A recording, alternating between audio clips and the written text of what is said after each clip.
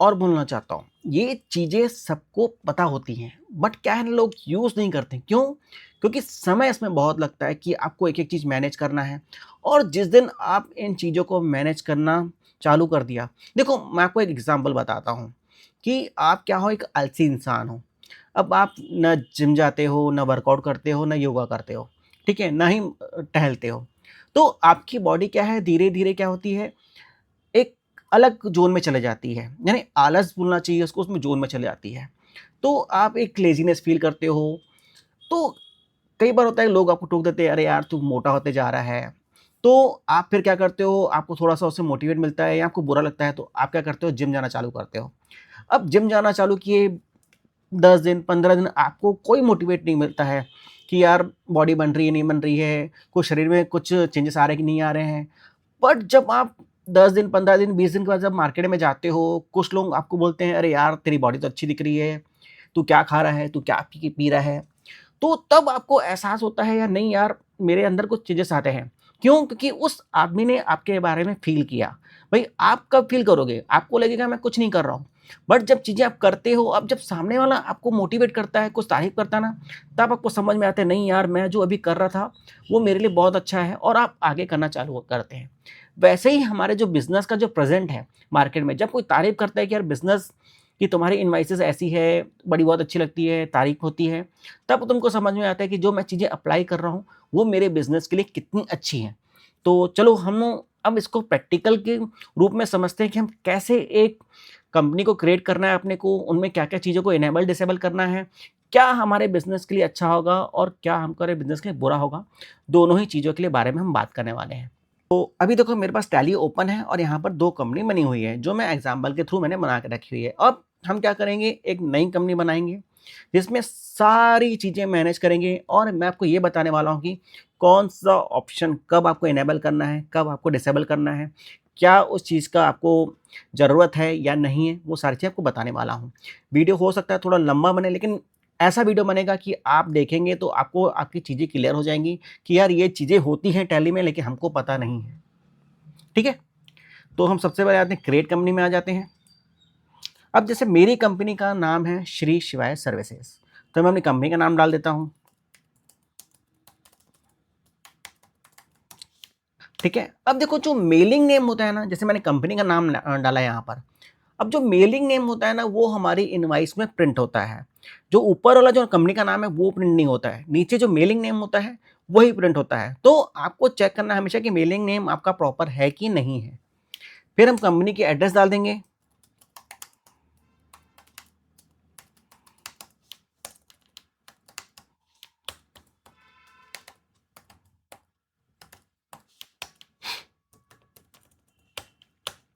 अब आप कौन से स्टेट में रहते हैं, वहाँ का आपका स्टेट का नाम आ जाएगा। जैसे मैं छत्तीसगढ़ में रहता हूँ, तो मेरा स्टेट क्या आ जाएगा, छत्तीसगढ़ आ जाएगा।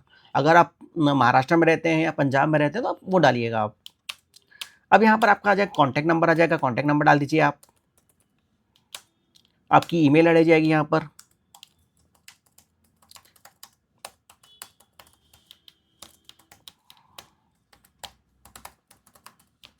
आप अपनी वेबसाइट डाल दीजिए।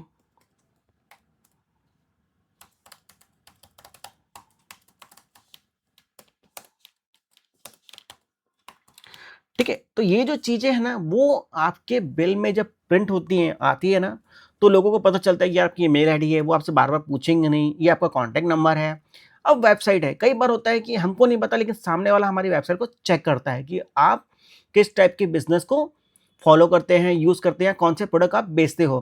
कई बार होता है कि हम पूरी उनको जानकारी नहीं दे पाते हैं, बट जब वो गूगल सर्च करता है या हमारी बिल से वेबसाइट देखता है, वेबसाइट पे जाता है कि आप किस तरीके के पर्सन हो और कैसा आपका बिज़नेस होता है, तो वहाँ से वो चेक करता है। यानी बोला जाए तो वो आपको जज करता है। यहाँ पर और कुछ नहीं करना है हमको, हमने फाइनेंशियल ईयर जो मैनेज किया है 1/4/26 किया हुआ है। आप जिस भी फाइनेंशियल ईयर को यूज़ करना चाहते हैं, वहाँ पर आप वो डेट डाल देंगे, और आपको यहाँ पर कुछ भी नहीं करना है, एंटर करके सेव कर देना है। ठीक है? अब देखो यहाँ पर कुछ ऑप्शन है, वो आपको मैं चेक करा देता हूँ। देखो, यहाँ पर है मेंटेन अकाउंट्स। अब यहाँ पर इनेबल बिल वाइज़ एंट्री है और इनेबल कॉस्ट सेंटर है। तो बिल वाइज़ क्या होता है, ये समझो आप। कि जब आप किसी व्यक्ति से सेल परचेस करते हैं, उसको पेमेंट देते हैं, फिर परचेस करते हैं, फिर पेमेंट देते हैं, तो आप कौन कौन से बिल के अगेंस्ट में आप सामने वाली पार्टी को पेमेंट कर रहे हैं। ठीक है, सपोज करो कि किसी पार्टी से आपको जो उधारी मिलती है वो 7 डेज की मिलती है, किसी से आपको 15 डेज की मिलती है, किसी से आपको 21 डेज की मिलती है। तो जो बिल वाइज मैनेज किया जाता है उसको हमको ये पता चलता है कि हमको कितने दिनों में लोगों को पेमेंट देना है या कितने दिनों में लोगों से पेमेंट लेना है। बस इसका भी एक तरीका है पूरा मैनेज करने का बिल वाइज, कि कौन सा बिल बना, उसके अगेंस्ट में पेमेंट मैंने की कि नहीं की। जब तक उसको आप सेटअप नहीं करेंगे तब तक आपको रिपोर्ट प्रॉपर नहीं मिलेगी। तो इसको भी करने का बहुत अच्छा तरीका है। आपको सारे बिज़नेस की आउटस्टैंडिंग डेज़ वाइज़ मिलती है, कि अगर आपको कोई सीडी देनी है किसी कस्टमर को, कि 7 डेज़ का एक स्लैब बनता है कि 7 डेज़ के अंदर अगर आप मुझे पेमेंट करते हो तो मैं आपको 1% डिस्काउंट दूँगा, या 15 डेज़ के अंदर करोगे तो 2% दूँगा। जो भी आपका एक रूल बना होता है, बिज़नेस का फ्लो बना रहता है, उस फ्लो के माध्यम से आप क्या कर सकते हो, इसमें काम कर सकते हो। तो जो ये इनेबल बिल वाइज़ एंट्री है, ये उसके लिए काम करती है। अब कॉल सेंटर क्या होता है? देखो, कॉल सेंटर में जैसे मेरे पास मैं क्या हूँ, एक बिज़नेसमैन हूँ और रियल एस्टेट का काम करता हूँ, ठीक है? इसका एग्ज़ाम्पल बहुत अच्छा है रियल एस्टेट का, क्योंकि रियल एस्टेट में क्या होता है, मल्टीपल लोकेशन में हमारा क्या है, बिज़नेस रन होता है। जैसे रायपुर हो गया, बिलासपुर हो गया, कुम्हारी हो गया, राजिम हो गया, इन साइट्स में क्या हो रहा है, मेरा बिज़नेस चल रहा है। अब मैं क्या करूँगा, अलग-अलग साइट के लिए एक टैली कंपनी तो नहीं बना सकता, तो मैं सब क्या करता हूँ, अकाउंटिंग एक ही जगह करता हूँ। लेकिन मैं कॉस्ट सेंटर बना दूँगा एरिया वाइज़, कि जब भी एक्सपेंसेस होगा तो मैं वहाँ पर कॉस्ट सेंटर का ऑप्शन आएगा मेरे पास, कि रायपुर खर्चा है, बिलासपुर खर्चा है, राजिम खर्चा है। तो जब मैं उस एरिया को डिफाइन करूँगा तो मुझे एक रिपोर्ट मिल जाएगी कि मेरी इस एरिया में कितना खर्चा हुआ, कितना एक्सपेंस हुआ और मुझे कितनी इनकम हुई। तो कॉस्ट सेंटर क्या होता है, वहाँ से मुझे काम वर्क करता है। आप इसको एज़ अ सेल्समैन वाइज़ भी यूज़ कर सकते हो, कि आप जब बिल बनाएँगे तो वहाँ पर कॉस्ट सेंटर पूछेगा, तो उसको सेल्समैन डिफाइन कर सकते हो, कि ये राम है, श्याम है, जो भी नाम है वो डाल सकते हो आप। तो आपको सेल्समैन वाइज़ रिपोर्ट मिल जाएगी कि इस पर्सन ने कितनी मेरी साल भर में सेल की, या मंथ वाइज़ जो भी निकालना चाहो, तो इन दोनों तरीके से आप यूज़ कर सकते हो। फिर नीचे आता है इन्वेंट्री में। अब देखो यहाँ के लिखा है मेंटेन इन्वेंट्री। अब देखो, अगर आपका ट्रेडिंग वर्क है, मैन्युफैक्चरिंग वर्क है, तो आपको क्या है, इन्वेंट्री मैनेज करना ज़रूरी हो जाता है, ठीक है? अब यहाँ पर क्या है, देखो, इंटीग्रेटेड अकाउंट्स विथ इन्वेंट्री, यानी आपको अकाउंट से मैनेज करना है प्लस इन्वेंट्री भी मैनेज करना है। उसके लिए इस ऑप्शन को क्या आता है, बाय डिफ़ॉल्ट आपको येस रखना पड़ता है। अगर आप इसको नो कर देते हैं तो आप केवल अकाउंट्स मैनेज कर सकते हैं, यानी जो आपका एक्सपेंस हुआ, इनकम हुआ, वही आप मैनेज कर सकते हैं। यानी यहाँ पर इन्वेंट्री का कोई रोल नहीं रह जाता अगर इस ऑप्शन को नो करते हैं। तो आपको इस ऑप्शन को यस रखना है अगर आप एक ट्रेडर हैं, मैन्युफैक्चरर हैं। यहाँ अगर आप सर्विस प्रोवाइडर हैं तो उस ऑप्शन को नो रखिए।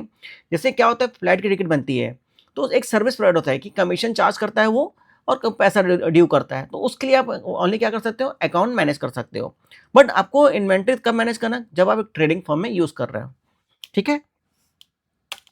अब इनेबल मल्टीपल प्राइस लेवल क्या होता है? देखो, क्या होता है, जब एक बिज़नेसमैन वर्क करता है और उसके बहुत सारे क्लाइंट होते हैं, वो कस्टमर को रिटेल भी यूज़ करता है, होलसेल भी मैनेज करना है, डिस्ट्रीब्यूटर भी मैनेज करना है, तो वो एज़ अ कस्टमर वाइज़ भी प्राइस लिस्ट बना के रखना चाहेगा, होलसेल के लिए भी एक प्राइस लिस्ट बनाएगा, और क्या करेगा, अपने डीलर के लिए भी प्राइस बनाएगा, और सबके रेट अलग-अलग होते हैं। तो जब वो डीलर की प्राइसिंग चूज़ करेगा तो अलग रेट रिफ्लेक्ट करेगा, कस्टमर की प्राइस लिस्ट को चूज़ करेगा तो एक अलग रेट आएगा, है ना? तो इस टाइप से आप क्या कर सकते हैं, मल्टीपल प्राइस लिस्ट बना सकते हैं। इसका यूज़ कब आएगा, जब आप अपनी शॉप पे बैठे हैं और आपके ऑपरेटर काम कर रहे हैं, तो आपको ये बताने की बार-बार ज़रूरत नहीं होगी कि इस प्रोडक्ट का रेट क्या है। आपने बस एक बार मेहनत कर ली, अपने प्रोडक्ट में क्या किया, प्राइस लिस्ट लेवल सेट कर दिया, प्राइसिंग फिक्स कर दी, कि भई इस कस्टमर को ये रेट जाना है तो वो ये रेट जाएगा। यानी आपको वो बार-बार परेशान नहीं करेगा, और आपका जो रेट देखने का, प्राइस लिस्ट देखने का जो एक रूटीन वर्क होता है ना, वो खत्म हो जाता है। आपका जो सिस्टम है, जो एक अकाउंट्स है ना, वो एक अलग सिस्टम में चले जाता है। यानी आप क्या कर रहे हो, लोगों से एक कदम आगे चल रहे हो। Enable batches. अब देखो, बैचेस का यूज़ कहाँ-कहाँ हो सकता है। एक तो हो सकता है आपका मेडिकल में, जो कि उसमें एक्सपायरीज़ होती हैं, तो हर जो टैबलेट्स होती हैं, उसमें मैन्युफैक्चरिंग और एक्सपायरी को मैनेज किया जाता है, ठीक है? वैसे ही आप इसको मोबाइल्स में भी यूज़ कर सकते हो, आईएमआई नंबर यूज़ करने के लिए, कि भई उसका आईएमआई नंबर क्या है, और आईएमआई नंबर के थ्रू आपको क्या करना है, मोबाइल्स को ट्रैक करना है। तो इसके लिए क्या होता है, आप बैचेस का यूज़ करते हैं।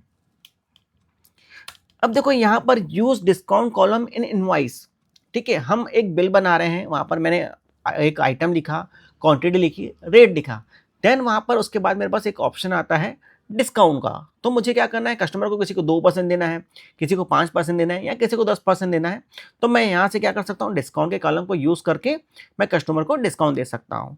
तो जैसे ही मैं इसको यस करूँगा, तो यहाँ पर देखो मेरे पास ऑप्शन आ जाता है कि आपको परसेंट में डिस्काउंट देना है या अमाउंट में देना है या दोनों में देना है। तो अगर मैं यहाँ पर बोथ कर देता हूँ, तो आप क्या कर सकते हैं, कस्टमर को परसेंट में भी डिस्काउंट दे सकते हैं और अमाउंट में भी डिस्काउंट दे सकते हैं।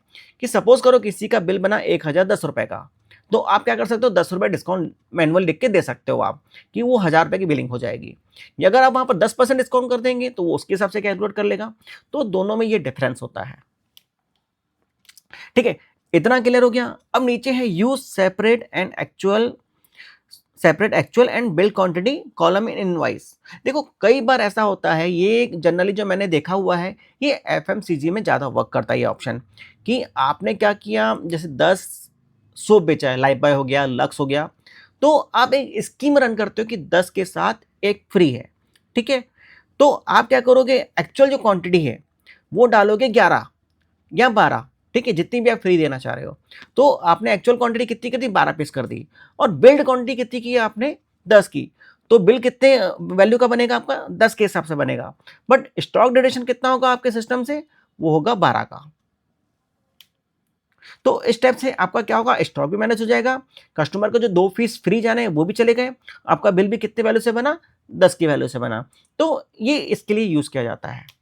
अब आगे आते हैं, अब क्या करते हैं, enable goods and services tax यानी जीएसटी। अब जीएसटी किसके लिए अप्लाई होता है, आजकल तो सभी बिजनेस में, जो चाहे सर्विस प्रोवाइडर हो, ट्रेडर हो, सबके लिए यूज़ होता है। बहुत सारे ऐसे बिजनेस जिसके जहाँ पर यूज़ नहीं होता है। अब जिसके लिए यूज़ होता है हम उसके लिए बात कर लेते हैं। यहाँ पर इंटर किए, अब देखो आप कौन से स्टेट से बिलोंग करते हैं, वो स्टेट डाल देंगे यहाँ पर, इंटर किए, इंटर किए। ठीक है, अब आप यहाँ देखो ऑप्शन दे रहा है, रेगुलर है या कंपोजिट है, तो वो आपको ऑप्शन चूज करना है। यहाँ पर देख, कंपोजिट में क्या होता है कि आप क्वार्टरली रिटर्न फाइल करेंगे या मंथली भी कर, क्वार्टरली करेंगे, और रेगुलर में आपको क्या करना है, मंथली भी कर सकते हो और क्वार्टरली भी कर सकते हो, दोनों ऑप्शन आपको मिल जाते हैं। फिर इंटर करेंगे, नीचे आ जाएंगे। अब यहाँ पर आपको क्या करना है, अपने फॉर्म का जीएसटी नंबर डाल देना है। मैं आपको वो भी डाल के दिखा देता हूँ। एक बिल देख लेते हैं हम लोग कोई भी, जैसे मैं यहाँ से जीएसटी नंबर ले लिया,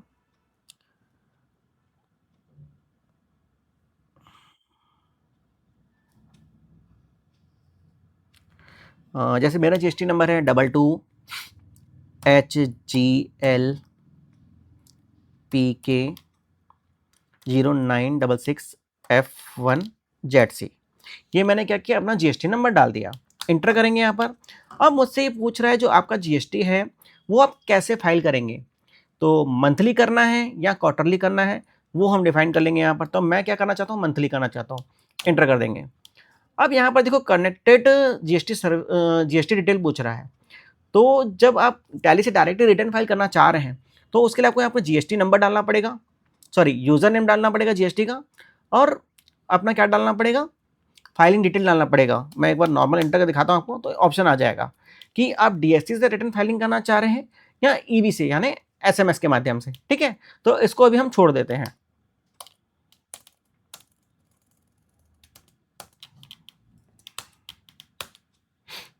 अब देखो बहुत सारे ऐसे बिजनेस हैं जिनको ई इनवाइसिंग की जरूरत पड़ती है। अब ई इनवाइस की जरूरत किसको पड़ती है, जिनका टर्नओवर 5 करोड़ से ऊपर हो। यानी 5 करोड़ से ऊपर कब होगा, प्रीवियस ईयर में। जैसे अभी अगर मैं 26-27 में काम कर रहा हूँ, मेरा जो फाइनेंशियली चल रहा है अभी 26-27 चल रहा है, लेकिन आपका टर्नओवर 5 करोड़ कब क्रॉस होना चाहिए, प्रीवियस ईयर में, यानी लास्ट ईयर में आपका टर्नओवर क्या होना चाहिए, 25-26 में 5 करोड़ से ऊपर होना चाहिए, तभी आप क्या है, ई इनवाइसिंग के लिए अप्लीकेबल हो। अगर आपका टर्नओवर 5 करोड़ से ऊपर नहीं है तो आप इसके लिए अप्लीकेबल नहीं हो, आपको इस ऑप्शन को यस नहीं करना है। फिर हम आगे बढ़ते हैं, ई वे बिल डिटेल। देखो यहाँ पर ई इनवाइस डिटेल में क्या बाय डिफॉल्ट क्या था, नो था। ठीक है, और ई वे बिल में क्या बाय डिफॉल्ट ऑप्शन यस है। क्यों, क्योंकि ई वे बिल बनाना सबके लिए कंपलसरी है, चाहे आपका टर्नओवर 1 करोड़ हो, 100 करोड़ हो, या 5 करोड़ हो, या 50 लाख हो, या 10 लाख हो, आपको ई वे बिल बनाना कंपलसरी है। बट उसकी भी एक लिमिट है कि आपकी बिल की जो वैल्यू है 1 लाख से ऊपर की होनी चाहिए, ठीक है। अब ई-वे बिल एप्लीकेबल फ्रॉम, अगर आप जब भी बिजनेस कर रहे हो उसी उसी समय होगा, तो एप्लीकेबल कब करना है आपको, वहां की आप डेट डाल देंगे। फिर एप्लीकेबल फॉर इंट्रा स्टेट, ठीक है, एंटर करेंगे, एंटर, ठीक है। यहां पर हमने क्या किया, जीएसटी का सेटअप कर लिया, ई इनवॉइसिंग को समझ लिया और ई वे बिल को समझ लिया। अब सेकंड ऑप्शन आ रहा है हमारे पास, set alter company GST rate and others detail, इसको हम क्या कर लेंगे, यस कर लेंगे, ठीक है। अब यहाँ पर HSN HSC रिलेटेड डिटेल पूछ रहा है, तो यहाँ पर आपको क्या करना है, नॉट डिफाइन करना है, क्योंकि हम क्या करेंगे, जितने भी HSN कोड हैं या परसेंटेज है वो हम पर्टिकुलर सिंगल सिंगल आइटम में डिफाइन करेंगे, ठीक है। और यहाँ पर फिर जीएसटी रेट डिटेल पूछ रहा है, इसमें भी सेम हमको यहाँ पर क्या कर देना है, नॉट डिफाइन कर देना है।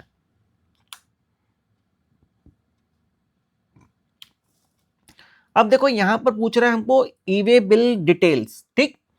तो इंटर स्टेट की जो लिमिट है वो है 50,000 रुपए की, और इंटर स्टेट की जो लिमिट है वो भी 50,000 की है, एज पर ये टैली के फॉर्मेशन के हिसाब से बता रहा हूँ। ये इंफॉर्मेशन हर स्टेट के हिसाब से अलग अलग हो सकती है, तो आपके स्टेट में क्या स्लैब चल रहा है ई वे बिल का, आपको उसके हिसाब से यहाँ पर आपकी वैल्यू डाल देनी है। अगर आपके स्टेट में 1 लाख की वैल्यू है तो आप यहाँ पर 1 लाख डिफाइन कर देंगे कि 1 लाख का मेरा बिल बनेगा, उसके बाद ही मुझे क्या करना है, ई वे बिल जनरेट करना है, ठीक है। अब देखो यहाँ पर लिमिट इंक्लूडेड बोल रहा है, वैल्यू ऑफ इनवाइस, यानी टैक्सेबल वैल्यू को काउंट नहीं कर रहे हैं, हम टोटल वैल्यू की बात कर रहे हैं कि जो इनवाइस की वैल्यू है वो 1 लाख से ऊपर की है कि नहीं है, ठीक है। अगर इनवाइस की वैल्यू 1 लाख से ऊपर की है तो ही आपको इनवाइस बनाना है। एडिशनल कॉन्फ़िगरेशन में हम देख लेते हैं कि क्रिएट एचएसएन समरी, यहाँ पर आपको जो रखना है ऑल सेक्शन रख दीजिएगा आप। अब देखो आपके स्टेट में या आपके बुक्स के हिसाब से आपको कितने नंबर का एचएसएन मेंटेन करना कंपलसरी है। तो यहाँ पर जैसे 4, 6 और 8 है, तीनों ऑप्शन है, आपको जो भी ऑप्शन चूज करना है यहाँ से आप उसको क्या कर सकते हैं, चूज कर सकते हैं, ठीक है। बाय डिफॉल्ट यहाँ पर 4 आता है, आप 6 भी कर सकते हैं और 8 भी कर सकते हैं, ठीक है। Show GST advance for adjustment transaction, इसको यूज नहीं करना है अपने को, ठीक है। Update GST status of the vouchers after master, नहीं, इसको भी कुछ नहीं करना है, क्योंकि मैंने आपको पहले बताया हम हर एक आइटम के अंदर डिफाइन करेंगे, ठीक है। इसके बाद ऑप्शन आता है मेरे पास, enable tax deduction of at source, यानी टीडीएस, यानी टीडीएस क्या आपके बिजनेस में टीडीएस एप्लीकेबल है। अब देखो टीडीएस एप्लीकेबल कब होता है कब नहीं होता है, ये अपने सीए से बात कर सकते हो, या डेप्थ में जाके मैं भी आपको बता सकता हूँ। मैं आपको एक शॉर्ट में बता देता हूँ कि टीडीएस क्यों हम यूज़ करते हैं और क्यों काटना कंपलसरी होता है। कि सपोज करो आपका जो आप एक ऑडिटेड फर्म है और आप किसी को रेंट दे रहे हैं, ठीक है। तो एक रेंट में क्या होता है, जैसे आपका रेंट मंथली 40,000 रुपए का है, तो आपको 10% उसमें टीडीएस काटना रहता है। या फिर कोई ट्रांसपोर्टर है, ठीक है, जिसकी लिमिट 35,000 से ऊपर की हो गई है, तो उसका भी आपको टीडीएस काटना पड़ता है। अब इन सबके टीडीएस के जो सेक्शन होते हैं वो सबके अलग अलग होते हैं। टीडीएस जैसे रेंट का सेक्शन अलग होता है और ट्रांसपोर्ट का सेक्शन अलग होता है, और क्या बोलना चाहिए, जैसे परचेस कर रहे हैं आप किसी से और आपका टर्नओवर 10 करोड़ से ऊपर का है, ठीक है, और सामने वाले का भी जो टर्नओवर है 10 करोड़ से ऊपर है, तो इसमें जिससे आप परचेस करते हैं उसके बिहाफ में आप टीडीएस काटेंगे। यानी आप ए पार्टी से परचेस कर रहे हैं तो आपको ए का टीडीएस काटना पड़ेगा। कौन से सेक्शन में काटना पड़ेगा, 194 क्यू में। अभी सेक्शन बदल गया है, वो आप चेक कर लीजिएगा, ठीक है। अब देखो enable tax collection at source, यानी टीसीएस। पहले क्या होता था कि बायर और सेलर दोनों में एक एग्रीमेंट होता था कि कौन टीडीएस काटेगा और कौन टीसीएस काटेगा। जो अभी टीसीएस का सेक्शन जो है अब बायर सेलर में बंद हो गया है।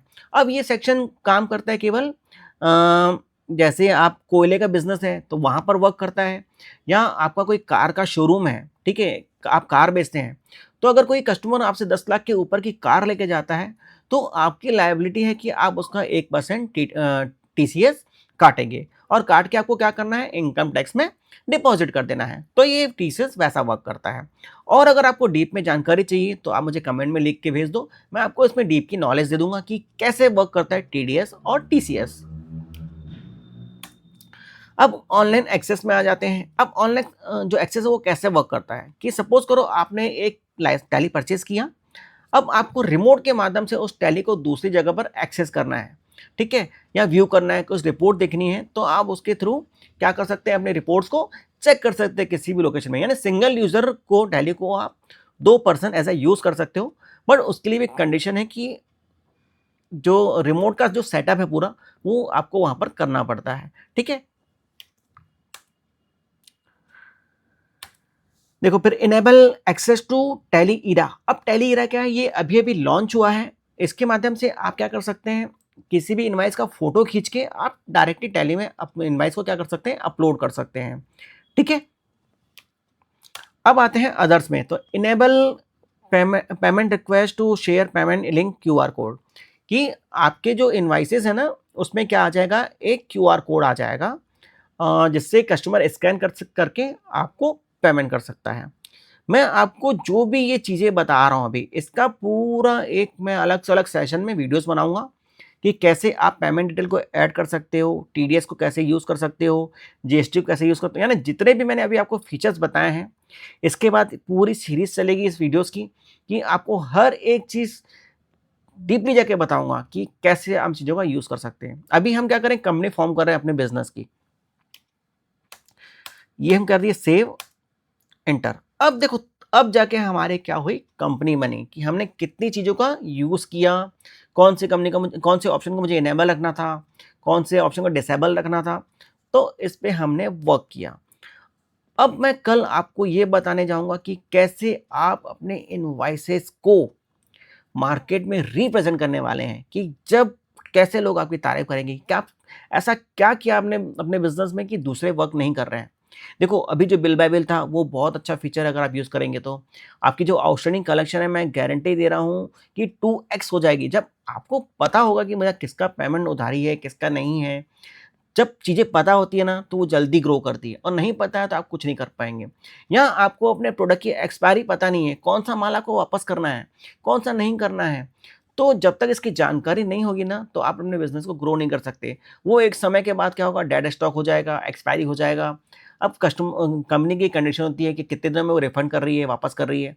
अगर आपको इन चीज़ों की जानकारी नहीं है, तो इन चीज़ों को आप मैनेज करो, और मैं इसके बाद जो सीरीज़ लेके आऊँगा, पूरी इस सीरीज़ में काम करेंगे हम लोग। कल मैं आपको बताने वाला हूँ, यानी जो नेक्स्ट वीडियो आएगा इसके ऊपर, कि जो जितने ऑप्शन मैंने बताए हैं उस पे हम पूरा आगे बढ़ेंगे, और जो कंपनी को आप में क्या-क्या चेंजेस करने वाला हूँ, कि इनवॉइस नंबर कैसा होना चाहिए मेरा, लोगो कैसे ऐड करूँगा, उसके बारे में आपको बताने वाला हूँ। तो वीडियो में बने रहो, मिलते हैं नेक्स्ट वीडियो में। और हाँ, वीडियो अगर अच्छी लगी हो, जानकारी अच्छी लगी हो, तो लाइक ज़रूर करना। मिलते हैं नेक्स्ट वीडियो में।